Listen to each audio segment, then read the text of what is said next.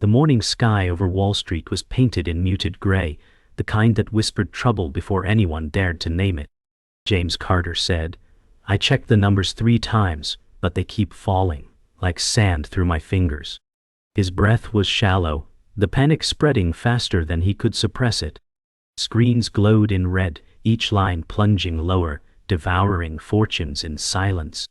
Elizabeth Moore said, "We should sell before it's too late, James. This is spiraling out of control." Traders shouted.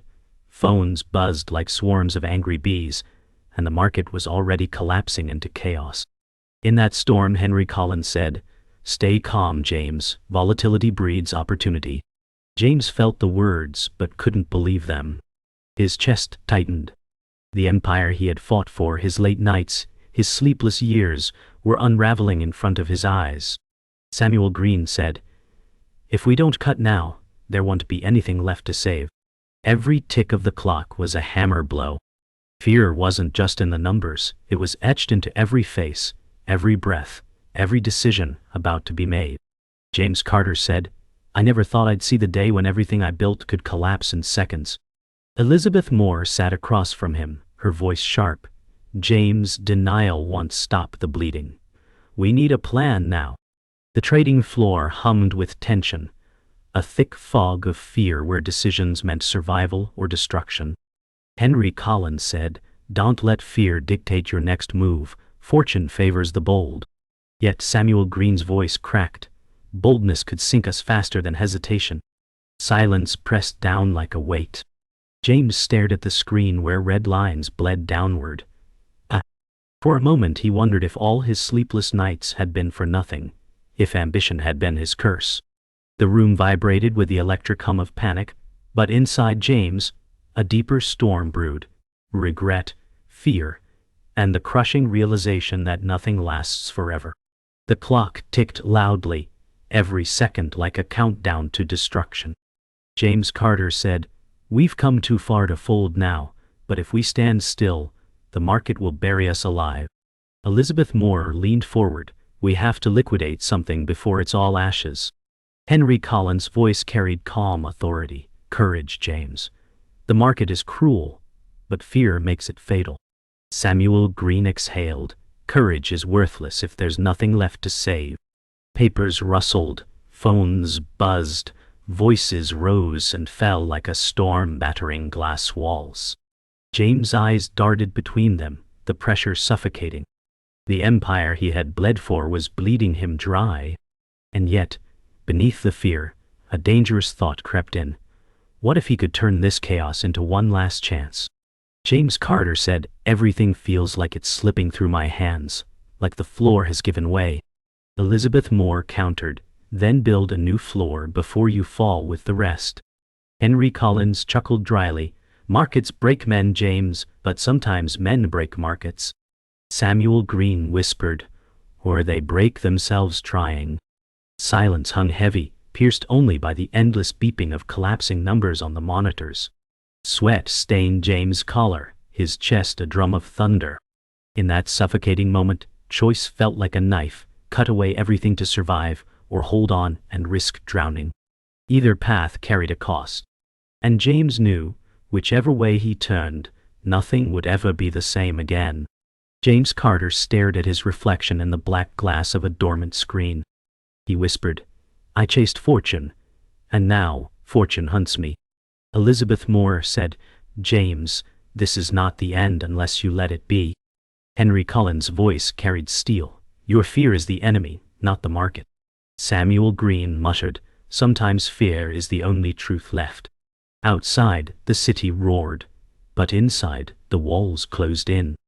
James thought of every sleepless night, every sacrifice, every risk he had taken, and wondered if destiny had been laughing all along. The crash wasn't just financial, it was personal, a mirror shattering to show the cracks already inside him. The room smelled of stale coffee and panic. James Carter said, "I gambled everything on growth, and now it feels like I'm standing in quicksand." Elizabeth Moore leaned closer. "You're not sinking yet, James, but if you freeze, you'll drown." Henry Collins pressed his fingers together, calm but sharp. "Markets thrive on blood. You either feed them or starve." Samuel Green rubbed his forehead. If feeding them means losing every scrap we have, what then? The silence cracked under the hum of fluorescent lights. James' chest rose and fell like a drum, his face pale. He thought of his father's voice, warning him that fortune is fickle, that greed always takes more than it gives. His hands trembled as he whispered, "Was I blind to think I could outplay a storm this big?" Elizabeth's voice softened. "Blindness is refusing to act, not taking the first leap." James closed his eyes. The weight of debt, betrayal, and the shrinking future pressing harder than the walls around him. Rain lashed against the tall glass windows as thunder cracked overhead. James Carter said, "Every storm I ever faced had a clear horizon, but this one swallows everything." Elizabeth Moore replied sharply, "Then you cut through it before it eats you alive."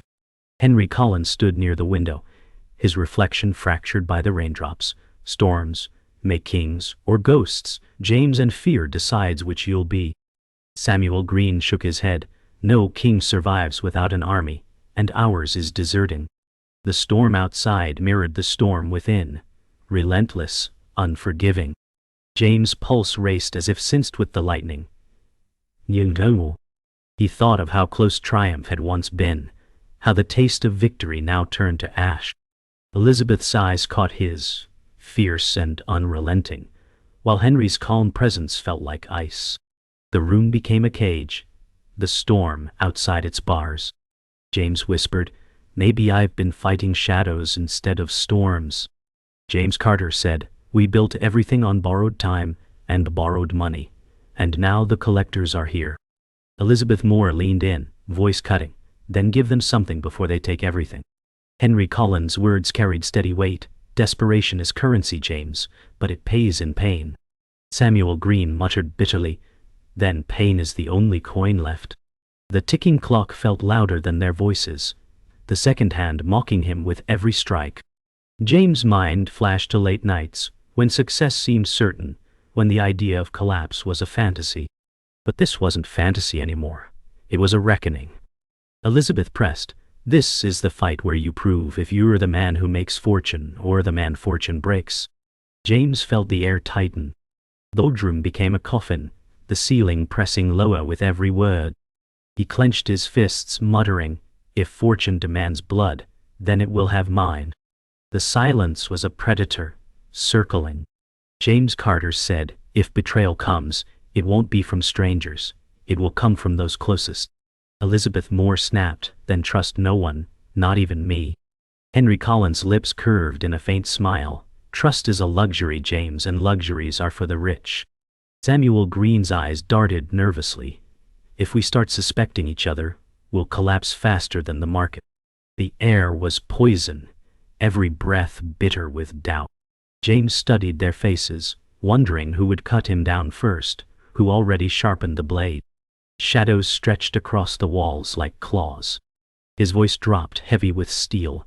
"If betrayal is coming, I'll meet it head on." Elizabeth's jaw tightened. Henry's eyes glinted. Samuel's shoulders sank. Outside the storm had slowed, but inside a darker one brewed, quieter, more dangerous. James Carter pressed his palms against the cold glass, city lights shimmering below like distant stars. He whispered, "Every star is dying, every dream burning out before it touches the sky." Elizabeth Moore said firmly, "Stars collapse, but they ignite new worlds, James." Henry Collins' tone was sharp. "Dreams are nothing but debts unpaid." Samuel Green muttered, "Then what is left for men like us, buried under debts and lies?" The city roared, indifferent to their agony, its pulse mocking their weakness. James closed his eyes, feeling the weight of every decision crashing down. He had become both architect and victim of his empire. Elizabeth's hand rested on his shoulder, grounding him. For a brief moment, the noise faded, the storm receded, and he felt the faintest flicker of hope. Or maybe it was madness. He whispered, "If I fall, I'll fall blazing." The trading floor was quieter now, but the silence felt sharper than any storm. James Carter said, "The walls are closing in, every debt knocking louder than the last." Elizabeth Moore leaned forward, her voice brittle, then cut deeper. "James, bleed the excess before it kills us. Henry Collins adjusted his cufflinks, calm but cold. Panic is weakness. This is where men prove if they belong at the table. Samuel Green's hands trembled. We've already fed the fire with everything we have. What's left to burn? James stared at the glowing charts, numbers falling like autumn leaves into endless darkness. His heart thumped with the rhythm of loss, but somewhere in the chaos he felt a spark of defiance. Elizabeth's eyes bore into him, searching for resolve. Henry's calmness felt like poison, Samuel's fear like a mirror. James whispered, "If I must walk through fire, then let it be the fire I choose." James Carter said, "I trusted too many masks, and now I can't tell who wears the blade." Elizabeth Moore replied, "Then trust no one, James, not even me." Henry Collins smirked faintly. "Suspicion is survival. Loyalty is for fools." Samuel Green muttered, "Without trust, we're already lost." Shadows clung to the corners of the office, their shapes twisting with doubt. James studied them all. Friend, mentor, ally, traitor. They could all be the same face. The weight of betrayal pressed heavier than the market's collapse. Elizabeth's words cut like glass. Henry's smile taunted. Samuel's despair bled across the room. James felt paranoia sinking claws into his chest. He whispered, "Maybe survival means becoming the mask before someone else wears it for me." The storm had passed, leaving the city wet with reflections. James Carter said, "Every reflection shows me a man who gambled more than he owned." Elizabeth Moore's voice rose, "Then fight for what's left before it vanishes completely." Henry Collins replied, calm as ever, "Loss is inevitable. What matters is what you steal from the wreckage." Samuel Green shook his head. "We've stolen nothing but sleepless nights." The neon outside flickered, bathing the room in uneasy light. James pressed his hands to the glass, his breath fogging the surface. He felt like a ghost in his own empire, a prisoner of ambition. Elizabeth's stare burned, Henry's composure grated, Samuel's despair deepened. James whispered, "If I can't control the storm, then I'll learn to dance in its ruins." James Carter said, "Every number mocks me, each loss carving a scar I can't hide." Elizabeth Moore leaned in, "Scars prove survival, James, not weakness." Henry Collins chuckled dryly, "Scars are lessons for those too blind to see the knife." Samuel Green whispered, "Then how many scars until nothing is left to heal?" The monitors buzzed, screens bleeding red, the only light in the suffocating room. James felt his pulse hammer against his ribs. He had bled for this empire, but it kept demanding more. Elizabeth's voice steadied him, Henry's cynicism tempted him, Samuel's despair drained him. The room smelled of sweat and failure. James' eyes hardened as he whispered, "If the market wants blood, it won't take mine alone." The clock struck midnight, echoing through the hollow office. James Carter said, "Time is the cruelest enemy. It doesn't wait, it only devours." Elizabeth Moore replied firmly, "Then fight it, James, steal seconds if you must." Henry Collins stood tall. "Time bows to no one, but strategy bends its edge." Samuel Green muttered, "Strategy without fortune is suicide." The ticking clock carved silence into pieces. James stared at it, wondering how many hours of his life had been fed to this empire, how many dreams it had swallowed whole. His reflection in the glass looked older, more broken than he remembered. Elizabeth's determination glowed, Henry's calm remained unshaken, Samuel's fear thickened the air. James whispered, "If time is the blade, then I will be the hand that wields it." The office felt colder than ice, though the heat of betrayal simmered under the surface. James Carter said, "I see it now. The cracks weren't in the market, they were in us." Elizabeth Moore's face hardened. "James, you can't mean," but her words faltered. Henry Collins smiled faintly. "A predator's grin. Every empire falls from within. Outside storms only push the final stone." Samuel Green's voice broke. "You knew, didn't you? You knew this would happen." The air thickened like smoke. James' chest rose sharply, fury sparking. The numbers on the screens no longer mattered. Truth itself had become the real currency. Elizabeth's silence screamed louder than words. Henry's smirk burned hotter than fire. Samuel's despair poisoned the room. James whispered, each word heavy. The knife was never from the market. It was from someone at this table. The revelation crashed like thunder, changing everything. James Carter slammed his hand on the desk, the sound sharp as glass breaking. He shouted, "Tell me who sold us out before I burn every bridge standing." Elizabeth Moore raised her chin. "Don't throw accusations without proof, James." Henry Collins said smoothly, "The guilty are often the loudest to accuse. Perhaps you should examine yourself."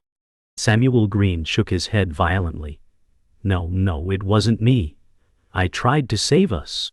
The room boiled with suspicion, rage and fear colliding like storms at sea. James' knuckles turned white against the wood. Elizabeth's stare was fire, Henry's tone was poison, Samuel's panic was drowning. The air reeked of betrayal, heavy and suffocating. James whispered through clenched teeth, "Someone here traded loyalty for profit, and when I find who, there will be no forgiveness." James Carter said, "I bled for this empire, but someone here drank from the wound." Elizabeth Moore replied, her voice edged with steel, "And what if you're wrong, James? What if the enemy is still out there?" Henry Collins' chuckle filled the room like broken glass. "The enemy is always the one too blind to see betrayal staring at him." Samuel Green's whisper cracked, "It was supposed to be different. We were supposed to win together." James felt the ground shift under his feet. The revelation was no longer a whisper. It was screaming, tearing apart what little trust remained. Each face in the room looked guilty, each silence damning.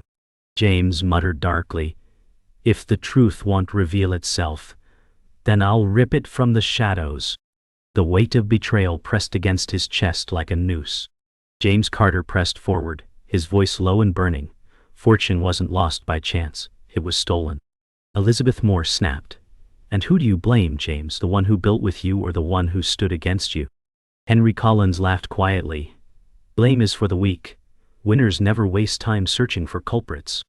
Samuel Green's voice trembled. "Maybe we're all guilty of greed, of blindness, of chasing shadows." The air carried the weight of confession without words. James' eyes burned holes into theirs, hunting for the smallest crack. Elizabeth's sharpness cut like a blade, Henry's cynicism sliced deeper, Samuel's trembling bled despair. The truth hovered like lightning, waiting to strike. James said, "I don't need confessions, the truth is already written in your silence." The boardroom door creaked open, the hallway beyond empty and silent. James Carter whispered, "Every empire ends in betrayal, but mine will not end without truth." Elizabeth Moore's eyes softened for the first time. "Then be ready, James, because the truth will break you." Henry Collins stood, his presence towering.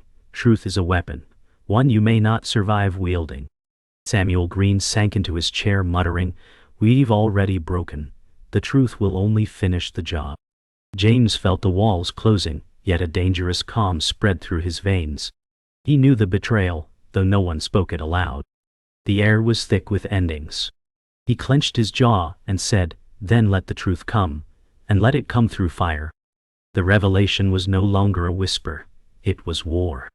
The night was alive with tension, the city glowing like an indifferent spectator. James Carter said, "If betrayal is the knife, then tonight I turn it back." Elizabeth Moore stood firm, her voice sharp. "You're gambling with fire, James, and fire burns indiscriminately." Henry Collins' smirk widened. "Only fools bet their lives when their fortune is already lost." Samuel Green whispered, shaking, "Please, James, stop before this consumes everything." The ticking of the wall clock grew louder, each beat matching James' heart as he stared at the contracts sprawled across the table. His empire teetered on the edge of oblivion, but his spirit rose defiantly. He saw no way back, only forward, into the inferno. Elizabeth's eyes glimmered with a mix of fear and respect. Henry's calm confidence dared him. Samuel's despair pleaded with him. James whispered with steel in his voice, "If the market wants my soul, it will fight me for it." James Carter slammed his fist on the table, rattling pens and papers. He shouted, "This is my empire, and I will not crawl out of it like a coward." Elizabeth Moore fired back. "Then lead us, James. But no one wrong step, and we're all ash. Henry Collins said smoothly, leadership without control is suicide dressed as courage. Samuel Green pleaded, we don't need courage, we need survival. The room erupted with overlapping voices, each word dripping with fear, defiance, or venom. James' pulse thundered in his ears. He wasn't sure anymore if this was victory or madness guiding him. The market had taken everything but left him one weapon, his will. He stood taller, shoulders squared, and declared, then let this be the gamble that decides who burns and who survives. The words hung like a blade in the air, sharp and irreversible. The monitors screamed red, every number dropping like a guillotine. James Carter said, this is it. The moment fortune decides who it crowns and who it buries. Elizabeth Moore's voice cut sharp, then fight it with everything, but don't lose yourself. Henry Collins leaned forward, his grin thin as ice. Fortune doesn't care who you are. It only rewards predators. Samuel Green's voice cracked, then we're prey, every one of us. James' knuckles whitened as he typed in commands, placing trades that could either redeem everything or annihilate it all.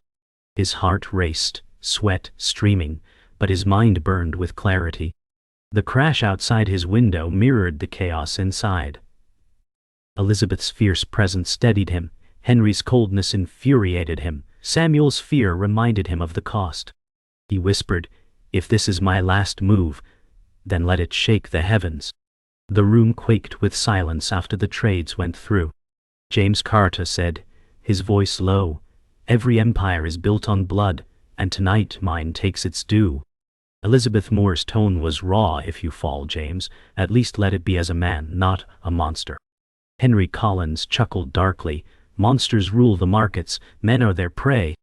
Samuel Green muttered, if this is victory, then it tastes like ashes already. The silence felt alive, vibrating with the weight of their choices. James' body trembled, but his spirit hardened like iron. He had chosen his fate, and there was no turning back. Elizabeth's jaw was set with pride and terror. Henry's smirk grew colder, Samuel's despair deepened. James whispered, if the abyss stares back, then tonight I stare harder. His eyes burned with fire, his gamble sealed. The clock struck 3 a.m., its chime hollow as a funeral bell.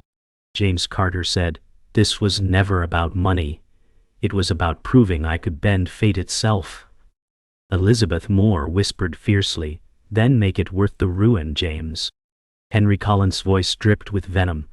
Fate is the cruelest mistress, she will break you before she bows. Samuel Green muttered, we're already broken, nothing left to bow. James' chest rose with defiance, his eyes set like steel. The weight of betrayal, of loss, of dreams crumbling. All of it forged him into something unbreakable. Elizabeth's fire fueled him, Henry's cynicism sharpened him, Samuel's despair humbled him. James whispered, if this is the end, then let it echo louder than any beginning. The night held its breath, the climax written not in numbers but in fire and will. The office was silent, stripped of its chaos. James Carter said, it's over, yet the silence feels heavier than the storm. Elizabeth Moore exhaled, her voice weary but steady. What's left is survival, James, nothing more, nothing less. Henry Collins smirked faintly, survival is only the trophy of those who lost the war. Samuel Green muttered, then call me defeated, because I've nothing left to fight with. The glowing monitors now showed stability, but it felt hollow, a cruel joke after the destruction. James felt the victory taste like ash in his mouth. He had survived the gamble, but at what cost? Elizabeth's determination flickered like a candle against the dark, Henry's cynicism cut like a blade, Samuel's despair hung heavy. James whispered, I've built an empire on bones, and even in survival it feels like ruin. James Carter said, all the nights, all the risks, all the blood. It led here to nothing I can hold. Elizabeth Moore's voice cracked, not nothing, James. Survival is something. Henry Collins scoffed. Survival is the consolation prize for those who dreamed too big. Samuel Green muttered, dreams were always the poison, weren't they? The room smelled of stale air and regret. James stared at his reflection in the black glass of a dormant screen, seeing a man carved by ambition, but broken by reality. His empire was alive, yet scarred. Elizabeth's voice held a thin thread of hope. Henry's cynicism remained unshaken. Samuel's despair seemed endless. James whispered, "Maybe the price of chasing fortune is never touching it." James Carter said, "I thought winning meant riches, but winning only left me empty." Elizabeth Moore answered firmly, "Then maybe emptiness is the chance to begin again." Henry Collins chuckled dryly, "There is no beginning, only cycles of greed and ruin." Samuel Green's voice was hollow, "And yet we keep spinning in it until it breaks us." The air felt heavy with truth no one wanted to face. James felt a strange calm. His empire had survived, but it had devoured every piece of him in the process. Elizabeth's resilience glowed faintly. Henry's cynicism mocked. Samuel's despair pulled at the edges of sanity. James whispered, "If fortune is ashes, then perhaps it's time to rebuild with ash." James Carter said, "Every scar is proof of survival, but they don't heal, they remind you." Elizabeth Moore's eyes narrowed, "Then let the scars remind you of strength, not ruin." Henry Collins sneered, "Strength? The strong don't scar. They crush what scars them." Samuel Green muttered, "If scars are survival, then I am nothing but survival." The room felt smaller, closing in. James stared at the contracts on the table, the ink symbols of debts paid in blood. His hands trembled, not from fear but from exhaustion. Elizabeth's conviction pressed against his despair. Henry's mocking smile dug deeper. Samuel's hopelessness seeped like rot. James whispered, "Scars don't lie. They tell the story I can't escape." The city outside hummed with indifference as dawn painted the horizon gold. James Carter said softly, "The world doesn't care if I won or lost. It only cares that I played." Elizabeth Moore placed a hand on his shoulder. "Then play again, James, but play wiser." Henry Collins' voice cut sharp. "Wisdom doesn't win fortunes, ruthlessness does." Samuel Green muttered, "Then I want no fortune, only peace." The city's heartbeat echoed through the glass, alive and relentless. James felt hollow, but in that emptiness there was space for something new. Elizabeth's touch steadied him. Henry's words challenged him. Samuel's despair reminded him of what was lost. James whispered, "If I rise again, it won't be for fortune, it will be for myself." The city's heartbeat pulsed outside, but the boardroom felt like a tomb. James Carter said quietly, "I thought fortune was the prize, but it was the chain." Elizabeth Moore's voice wavered. "Chains can break, James, if you choose to let them." Henry Cullen's grin cut through the dim light. "Chains never break. They only tighten on the desperate." Samuel Green muttered, "Then I've been strangled long enough." The silence wrapped around them, heavy with endings. James felt the weight of every sacrifice pressing like stone. His empire survived, but his soul bore scars deeper than numbers could show. Elizabeth's gaze carried hope. Henry's eyes dripped with scorn. Samuel's despair dragged the room down. James whispered, "I won the market, but I lost myself." The words lingered, not as defeat, but as the raw truth of survival. James Carter stood by the window, the skyline glittering with indifference. He said, "The city doesn't care if I rise or fall. It only breathes, always hungry." Elizabeth Moore approached, voice steady. "Then breathe with it, James, and live again." Henry Collins' tone was venom. "The city doesn't share its breath. It steals yours until you choke." Samuel Green's whisper cracked. "I've been choking for years." The glass was cold beneath James' fingertips. The reflection staring back was older, broken, yet unyielding. His empire stood scarred but alive. Elizabeth's hope pressed against his despair. Henry's cruelty sharpened his pain. Samuel's brokenness mirrored his. James whispered, "Maybe I was never meant to own the city, only to survive it." The contracts lay scattered across the desk, symbols of survival at a terrible cost. James Carter said, "Every line here is written in blood, mine, yours, theirs." Elizabeth Moore's eyes hardened, then used the blood as ink for a new beginning. Henry Collins's laugh was low and cutting. There are no new beginnings, James, only new debts. Samuel Green whispered, and debts never stop collecting. The paper rustled under James' trembling hand. Lee!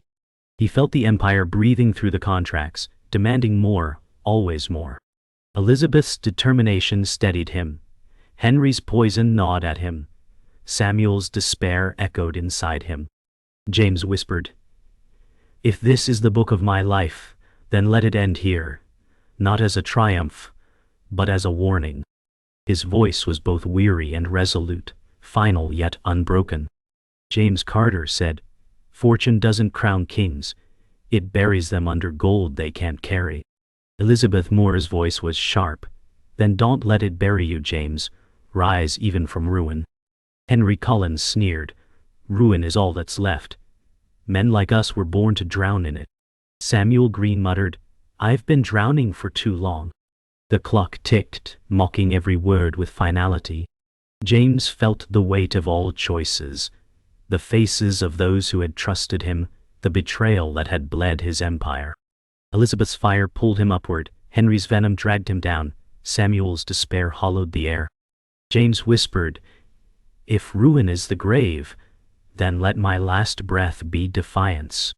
The first rays of dawn pierced the boardroom, painting shadows across the weary faces. James Carter said softly, "I chased fortune and found fire, but in the fire I found myself." Elizabeth Moore whispered, "Then rise, James, even if scarred." Henry Collins' eyes narrowed, voice laced with disdain. "Scars don't make men strong, they make them weak." Samuel Green muttered, "Then, I am only weakness now."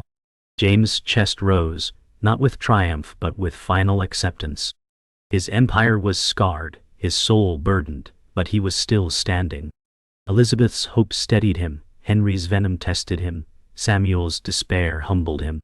James whispered, "Let the market remember me not for what I won, but for how I refused to fall." The dawn swallowed the room, final and eternal.